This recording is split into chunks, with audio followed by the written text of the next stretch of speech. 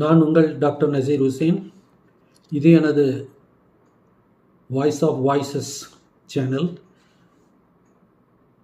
எனது பார்வையாளர்களை இந்த எபிசோடுக்கு அன்புடன் வரவேற்கிறேன். இந்த எபிசோடில் நான் எடுத்துக்கொண்ட தலைப்பு சமீப காலத்தில், அதாவது ஒரு வாரத்திற்குள் நடந்து கொண்டிருக்கும் முக்கிய ஜென்ஸி புரட்சியை பற்றியது. இது எதனால் இந்த ஜென்ஸி புரட்சி தோன்றியிருக்கிறது என்றால், சில நாட்களுக்கு முன் நமது உச்ச நீதிமன்ற தலைமை நீதிபதி சூரியகாந்த் அவர்கள் ஒரு வழக்கை விசாரித்த போது அதில் வேலையில்லாதவர்களை காக்ரோச் என்றும் பாரசைட் என்றும் அவர் பேசிவிட்டார். இதற்கு கடும் எதிர்ப்புகள் ஏற்பட்டது. அவரும் அதற்கு நான் அப்படி சொல்லவில்லை, இப்படி சொல்லவில்லை, நீங்கள் தவறாக புரிந்து கொண்டீர்கள் என்றெல்லாம் அவர் சொல்லி சமாளிக்க பார்த்தார். ஆனால் அது எடுபடவில்லை. அபிஜித் டிப்கே என்ற ஒரு இளைஞர், அவர் இப்பொழுது போஸ்டனில் அவருடைய போஸ்ட் கிராஜுவேஷன் படிப்பை முடித்துவிட்டு வேலை தேடிக்கொண்டிருக்கும் சமயத்தில் இந்த செய்தி, ஜஸ்டிஸ் சூரியகாந்தனுடைய இந்த செய்தி அவர் கேள்விப்படுகிறார். கேள்விப்பட்டவுடன் அவர் என்ன பண்ணுகிறார், அவருடைய இன்ஸ்டாகிராமில், ஏன்னா அவரும் படுத்துவிட்டு வேலை தேடிக்கொண்டு இருப்பவர் தானே, ஸோ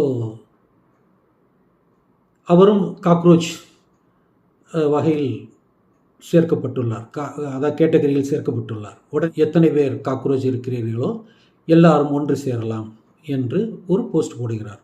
அது ஒரு ஜோக்காக போட்டேன் என்று அவர் சொல்கிறார். இந்தியாவில் 35 கோடி இளைஞர்கள் வேலை இல்லாமல் இருக்கிறார்கள். அது பெண்கள், ஆண்கள் உட்பட. இந்தியாவில் அவருடைய நிலைமை என்ன என்பது உங்களுக்கு தெரியும். இப்பொழுது கூட நீட் பரீட்சை நடத்தினார்கள். அதில் வினாத்தாள்கள் லீக் ஆகிவிட்டது. அரசாங்கம் அதை கேன்சல் செய்துவிட்டது. இதுபோல பல சமயங்களில் நீட் வினாத்தாள்கள், மற்ற பரீட்சைக்குரிய வினாத்தாள்கள் வட இந்தியாவில் லீக் ஆகிறது. எல்லா மாநிலங்களும், பிஜேபி ஆளுகின்ற எல்லா மாநிலங்களிலும். இதனால் மாணவர்கள் பெருகையாக பாதிக்கப்படுகிறார்கள். இந்த நீட் லீக்கினால் 4 பிள்ளைகள் தற்கொலை செய்து கொண்டார்கள்.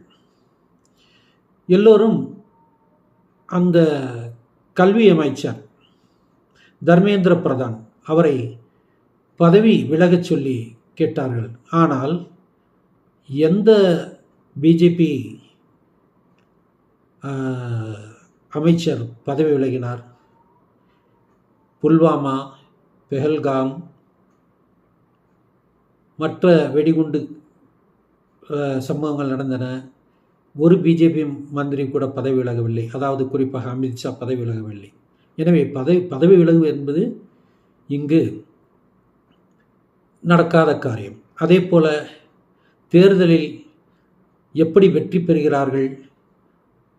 அதாவது சீஃப் எலெக்ஷன் கமிஷனரை வைத்துக்கொண்டு எஸ்சிஆர் நடத்தி ஓட்டர் லிஸ்டிலிருந்து எல்லாத்தையும் தேவையில்லாதவர்களை நீக்கிவிட்டு வெளியிலிருந்து ஆட்கள் கொண்டு வந்து ஜெயித்து விடுகிறார்கள். எப்படியாவது கட்டிலில் அமர வேண்டும். தேசம் இன்று என்ன நிலையில் இருக்கிறது என்று எல்லோருக்கும் தெரியும். தங்கம் வாங்க வேண்டாம், வெளிநாட்டு பயணங்கள் செய்ய வேண்டாம், பெட்ரோல் டீசலை குறையுங்கள், ஷேர் பண்ணி போங்கள், அப்புறம் எல்லாம் வீடியோ கான்ஃபரன்ஸில் உங்களுடைய சந்திப்புகளை நடத்துங்கள், இது போன்று. அதே போல் இயற்கை உரத்துக்கு மாறுங்கள். ஏன் அந்த உரமெல்லாம் இப்போ கிடைப்பதில்லை. இந்த ஈரான், அமெரிக்கா இந்த வார் நிகழ்ந்து கொண்டிருக்கிறது அல்லவா. இதனால் ஸ்டேட் ஆஃப் ஹார்மோஸ் அடைக்கப்பட்டிருக்கிறது. ஒன்றும் வர்றதில்லை இங்கே. பெட்ரோல், டீசல் எல்லாம் போயிட்டு. ஏன்னா நம்ம தலைவர், நாட்டினுடைய தலைவர் ட்ரம்ப் என்ன சொல்கிறாரோ எஸ் சார் போட்டுக்கொண்டு, அவர் ரஷ்யாவிடம் எண்ணெய் வாங்க வேண்டாம் என்றால் ஆயிட்டு சாமி, அப்படியே செய்கிறேன். ஈரானிடம் வாங்கக்கூடாது, சரிங்க அப்படியே செய்கிறேன் என்று நமது நாட்டை இந்த நிலைக்கு கொண்டு வந்திருக்கிறார். இன்று என்ன ஆகிவிட்டு, டாலர் 98 பக்கத்தில் வந்துவிட்டது. ஒரு டாலருக்கு 98 ரூபாய். இவர் மன்மோகன் சிங்கை ரொம்ப கிண்டல் அடித்தார். 64 ரூபாய் ஒரு டாலராக இருந்தபோது கிண்டல் அடித்தார். அவர் ஆட்சி செய்ய தகுதியில்லை என்று கூறினார். இவருக்கு என்ன தகுதி இருக்கிறது? இங்கே எல்லோருக்கும் ரோடு ஷோ பண்ண, ஏதாவது வாகனங்களை போகாதீர்கள் என்றெல்லாம் சொல்லிவிட்டு இவர் ரோடு ஷோ நடத்தினார். அதில் 50, 100 போன்ற வாகனங்கள் பின்னே வருகின்றன.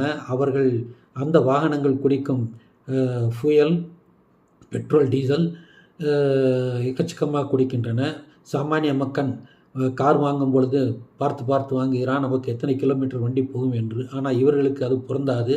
சொல்லிவிட்டு ரோடு ஷோ நடத்திவிட்டு வெளிநாட்டிற்கு மற்றவங்களை போக வேண்டாம் என்று சொல்லிவிட்டு இவர் 5 நாடுகளுக்கு சுற்றுலா பயணம் சென்று வருகிறார். இங்கு என்ன ஆயிற்று என்றால், டாலர் இல்லை. அதாவது பேலன்ஸ் ஆஃப் பேமெண்ட் ப்ராப்ளம். அதுவும் இல்லாமல் ஒரு டாலருக்கு அதிக தொகை கொடுக்க வேண்டும். ஸோ இதனால் அவர் என்ன பண்ணுகிறார், நீங்கள் எல்லாத்தையும் சிக்கனமாக இருங்கள், அதை இதுன்ட்டு போதனை செய்கிறார்.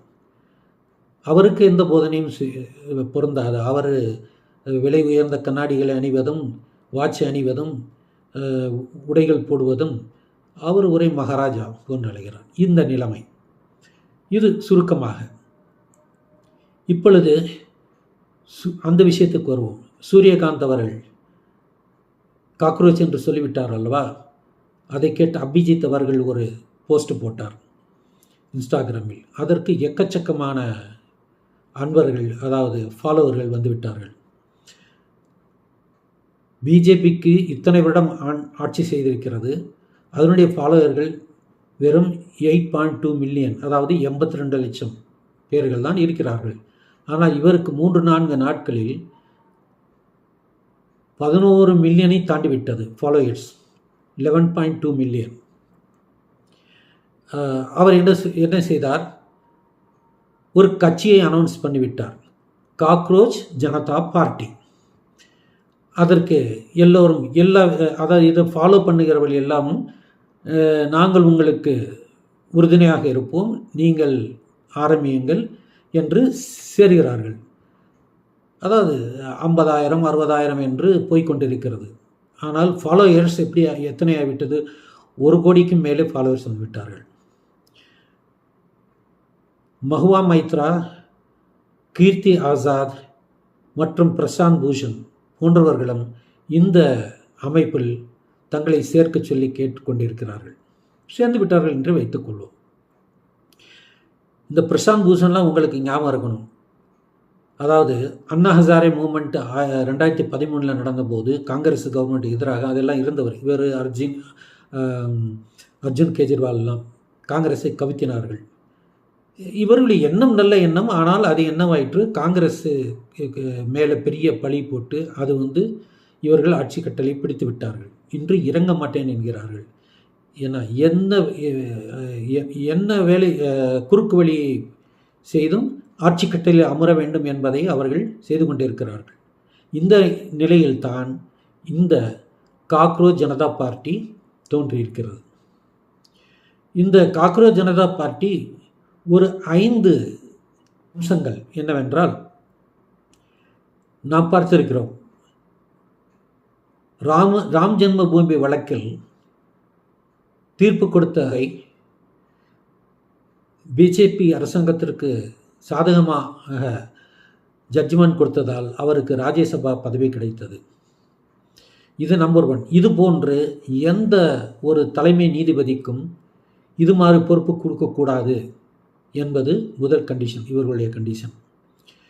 ஏன் இந்த ஜென்ஜி மூமெண்ட் உருவானது என்றால், ஒரு அரசியல் தலைவர் சொல்லலாம், ஆளுங்கட்சியினர் சொல்லலாம், எதிர்க்கட்சியினர் சொல்லலாம். ஆனால் ஒரு தலைமை நீதிபதியே இளைஞர்களை காக்ரோச் என்று சொன்னால் அந்த நாட்டில் இளைஞர்கள் என்ன எதிர்பார்க்க முடியும்? இதுதான் ஒரு பெரிய கேள்வி. எனவே இந்த மூமெண்ட், ஜென்சி மூமெண்ட் உருவாகிவிட்டது. இனி அவர் என்ன சொல்கிறார்? இது ஒரு அரசியல் மூமெண்ட்டாகவே போகும், அதாவது ஒரு கட்சியாகவே இது போகும். ஏனால் அவருடைய கையில் இல்லை. எல்லோரும் அவர் டெய்லி பேசிக்கொண்டிருக்கிறார், இந்த ஃபாலோவர்ஸிடம் பேசிக்கொண்டிருக்கிறார். அவர்கள் எல்லாம் சொல்லுகிறார்கள் இதை ஒரு அரசியலாக கட்சியாகவே நாம் கொண்டு செல்ல வேண்டும் என்று. முதல் அம்சம் சொல்லிவிட்டேன். ராஜ்யசபா அதாவது பதவி போன்று எந்த பதவியும் உச்சநீதிமன்ற நீதிபதி எந்த நீதிபதிக்கும் கொடுக்கக்கூடாது என்பது முதல் கண்டிஷன்.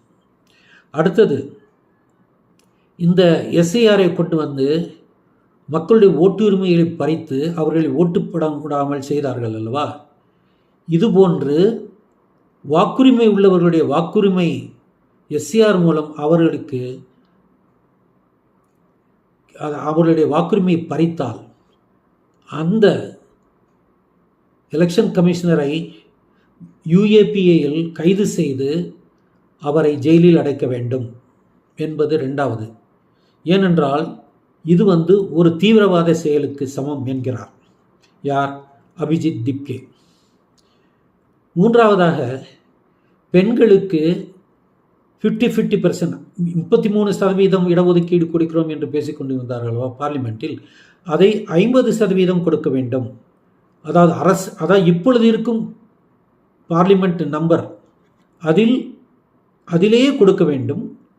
கேபினெட் அமைச்சர் பதவிகளிலும் 50% பெண்களுக்கு கொடுக்க வேண்டும் என்பது அடுத்த அம்சம், கோரிக்கை. ஆனால் இவர்கள் வந்தால் அதை செய்வேன் என்கிறார்கள். அடுத்தது, இந்த அதானி அம்பானி நடத்தும் நியூஸ் சேனல் இல்லையா, இவற்றை எல்லாம் லைசன்ஸை கேன்சல் செய்ய வேண்டும். இந்த கோதி மீடியா என்று சொல்லும் சேனல்கள் இருக்கிறவா வட இந்தியாவில், சவுத் இந்தியாவில் கூட இருக்கிறது. இவைகள் துதிபாடி கொண்டு இருக்கின்றன பிஜேபிக்கு. அந்த ஆங்கர் அவர்களுடைய வங்கி கணக்குகளை ஆய்வு செய்ய வேண்டும். அவர்களுடைய சம்பாத்தியம் எப்படி போயிருக்கிறது, எவ்வளவு பணம் அவர்கள் இதிலிருந்து சேர்த்துள்ளார்கள் என்பதை ஆய்வு செய்து அவர்களுக்கு தண்டனை வேண்டும் என்றால் கொடுக்க வேண்டும். இது போன்றது. அடுத்து என்ன செய்கிறார்கள் பிஜேபி? எம்எல்ஏக்களை விலைக்கு வாங்குவது, எம்பிக்களை விலைக்கு வாங்குவது. இப்போ கூட நடந்ததல்வா, ராகவ் சண்டா ஆம் ஆத்மி பார்ட்டியிலிருந்து 7 பேர்த்தை பிடித்து கொண்டு போனார்கள். மகாராஷ்டிராவில் உத்தம் தாக்கரே பார்ட்டியை பிரித்தார்கள், அதிலிருந்து எம்எல்ஏக்களை கொண்டு போனார்கள் பணத்தை கொடுத்து. அதே போல் சரத்பவாருடைய பார்ட்டியை பிளந்து அஜித் பவார் ஒரு இதாக மாற்றி குரூப்பாக மாற்றி அவர்களையும் கொண்டு வந்து அரசாங்கம் வைத்தார்கள். பின்னர் அவர்களெல்லாம் கீழே தள்ளிவிட்டு திருப்பி பிஜேபி உட்கார்ந்து கொண்டது. இதே மாதிரி மத்திய பிரதேசத்திலும் சிந்தியா மகனுடைய வைத்து 20 எம்எல்ஏக்களை பிரித்து கொண்டு போய் காங்கிரஸ் கட்சியை வீழ்த்தி அங்கும் செய்தார்கள். பின்னர் ஹரியானாவிலும் இதே போன்று தில்லுமுள்ளி செய்து வந்தார்கள். பின்னர் டெல்லியிலும் இதே மாதிரி தில்லுமுள்ளி செய்து ஜெயித்தார்கள். அதாவது ஓட்டு போட விடாமல் செய்வது, வெளியே ஆளுகளை கொண்டு ஓட்டு போட வைப்பது. அர்ஜுன் கெஜ்ரிவால் என்ன சொல்கிறார்கள்? அபிஜித் திப்கே அர்ஜுன் கெஜ்ரிவாலுடைய 30,000 ஓட்டுகளை போட விடாமல் செய்து அவர்களுக்கு வாக்குரிமையை மறுத்துவிட்டு எலெக்ஷன் நடத்தினார்கள். அதனால் அவர் தோற்றார். அதே போல் மம்தா பானர்ஜி 50,000 ஓட்டுகளை இவர்கள் போட விடாமல் செய்தார்கள். அதனால் அவரும் தோற்றார். MK ஸ்டாலின் அவருடைய தொகுதியில் 1.2 லட்சம் ஓட்டுகளை போட விடாமல் செய்தார்கள். அதனால் அவரும் தோற்றார் என்று அபிஜித் திப்கே சொல்கிறார். ஸோ இதையெல்லாம் அவர் கூர்மையாக கவனித்து வைத்து, அதே போல் பீகாரில் எப்படி இவர்கள் ஜெயித்தார்கள், பிஜேபி அவர்கள் எப்படி ஜெயித்தார்கள், SIR நடத்தி, அதாவது பிஜேபிக்கு ஓட்டு போடாதவர்களை நீக்கினார். அதே மாதிரி வெஸ்ட் பெங்காலை நீக்கினார்கள். இதையெல்லாம் நீக்கி அவர்கள் ஜெயித்தார்கள். இன்று ஜெயித்தவுடன் என்ன செய்கிறார்கள்? இந்த ஓட்டு போட விடாமல் அவருடைய தகுதியை நீக்கினார்கள் அல்லவா, அவர்களெல்லாம் நாட்டை விட்டு துரத்துவோம், அவரெல்லாம் இந்த நாட்டுக்காரர்கள் பங்களாதேஷ் என்று பேசிக்கொண்டு திரிகிறார்கள். புல்டோசர் அங்கே எங்கே ஓடுகிறது, சிறுபான்மையினரை தாக்குகிறார்கள். எனவே யார் ஒருவர் எலெக்ஷனில் ஜெயித்து அந்த பார்ட்டியை விட்டு இன்னொரு பார்ட்டிக்கு தாவுகிறாரோ அவர் பதவியை பிடுங்கிவிட்டு அடுத்த 20 வருஷம் அவர் எலெக்ஷனிலே நிற்க விடாமல் செய்ய வேண்டும் என்பது ஒரு அம்சம். இந்த 5 அம்சங்களை முக்கியமாக வைத்திருக்கிறார்கள். அடுத்தது கான்ஸ்டியூஷன். இந்தியனுடைய கான்ஸ்டியூஷன் எங்களுடைய கட்சியினுடைய முக்கிய, நாங்கள் அதை ஃபாலோ செய்வோம். ஏனென்றால் கான்ஸ்டியூஷனை அம்பேத்கர் அவர்கள், நெஹ்ரு, காந்தி, மௌலானா ஆசாத், பட்டேல் போன்றவர்கள் எல்லாம் நமக்காக கொடுத்துவிட்டு சென்றிருக்கிறார்கள். அதை இந்த பிஜேபி அரசாங்கம் அதை மதிக்கவில்லை, அதை காலி செய்ய நினைக்கிறது. எனவே எங்களுடைய கட்சி இந்த காக்ரோச் ஜனதா பார்ட்டி அதை எங்களுடைய நாங்கள் அதை இந்தியனுடைய கான்ஸ்டியூஷனை நாங்கள் ஃபாலோ செய்வோம். மற்றபடி எங்களுடைய இது கொள்கை சோசியல், செக்குலர் அண்ட் டெமோக்ராட்டிக். செக்குலராக இருப்போம். எந்த மதத்தையும் நாங்கள் யார் வேணாலும் எல்லோருக்கும் முக்கியத்துவம் கொடுப்போம். அவர் கிறிஸ்டியன், ஹிந்து, முஸ்லீம், புத்திஸ்ட், பின்னர் சிக்கெல்லாம் இருக்கிறாங்க இல்லையா, எல்லோருக்கும் இங்கு சம உரிமை உண்டு. யாரும் யாரை விட கீழ் குறைந்தவர்கள் அல்ல, மேன்மையானவர்கள் அல்ல. எல்லோருக்கும் இங்கு சரியான பங்களிப்பு இருக்கும் என்பது அவருடைய உறுதிமொழி. அடுத்து இதில் மெம்பராக யார் யார் சேரலாம் என்றால், வேலையில்லாதவர்கள், இந்த சோம்பேறிகள். ஏனென்றால் இவர் சொன்னார் அல்லவா சூரியகாந்த், வேலையில்லாதவர்கள், சோம்பேறிகள், இவர்கள் தான் இந்த கட்சியில் மெம்பர்ஸ். அடுத்தது குரோனிக்கலி ஆன்லைன், அதாவது இந்த ஆன்லைன் வியாதி வந்திருக்கும் அல்லவா, அப்படி இருக்கிறார்கள், அவரெல்லாம் மெம்பர். அடுத்தது எபிலிட்டி டு ரேங்க் ப்ரொஃபஷனலி, அதாவது உறக்க சொல்வது, அதாவது தனது கொள்கைகளை உறக்க சொல்வது, எழுத்திலும் சரி, அதனுடைய மீட்டிங் எதாக இருந்தாலும் சரி, எங்கே பேசினாலும் அல்லது அதை பற்றி எழுதினாலும் உறக்க சொல்ல வேண்டும்.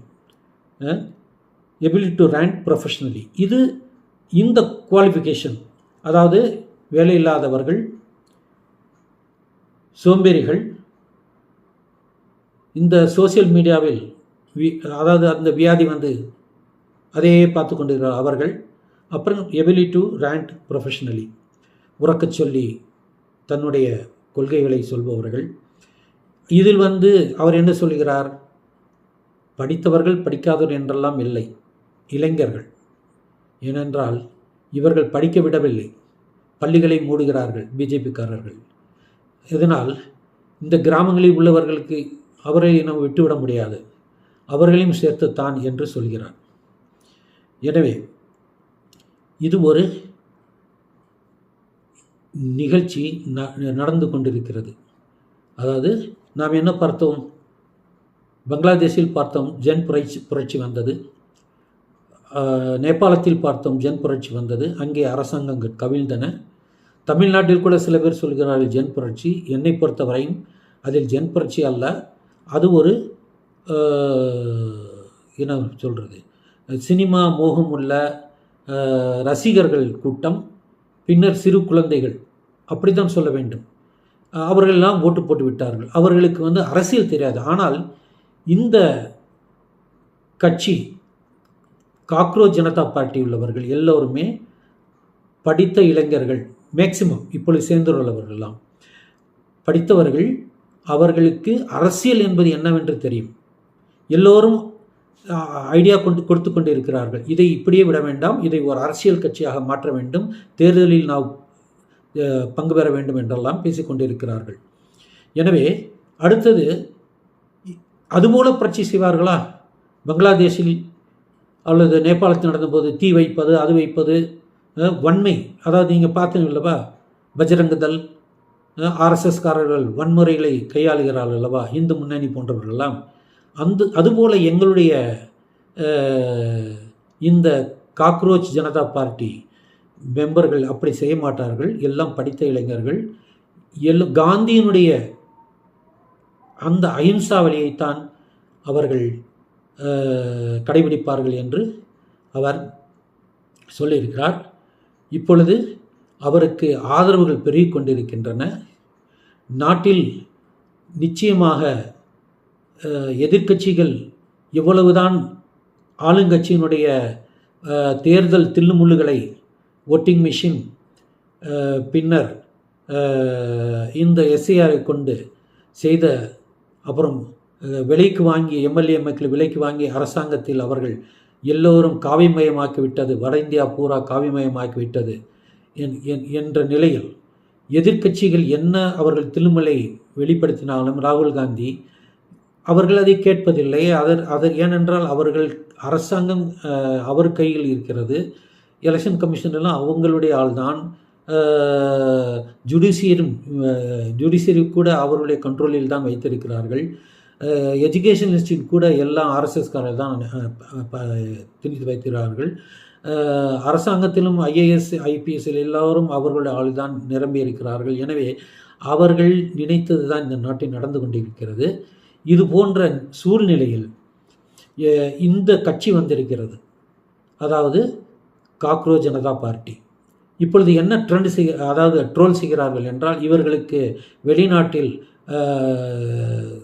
சப்போர்ட் கிடைத்திருக்கிறது, யாரோ அவர்களுக்கு ஃபண்டு செய்கிறார்கள், பண உதவி செய்கிறார்கள், இந்தியாவுக்கு எதிராக அவரை தூண்டிவிட்டு கொண்டு இருக்கிறார்கள் என்றெல்லாம் இந்த பிஜேபிக்காரர்கள் பேசிக்கொண்டு தெரிகிறார்கள். அவர் கூட சொல்கிறார், நான் விளையாட்டாக இந்த கட்சியை ஆரம்பித்தேன்.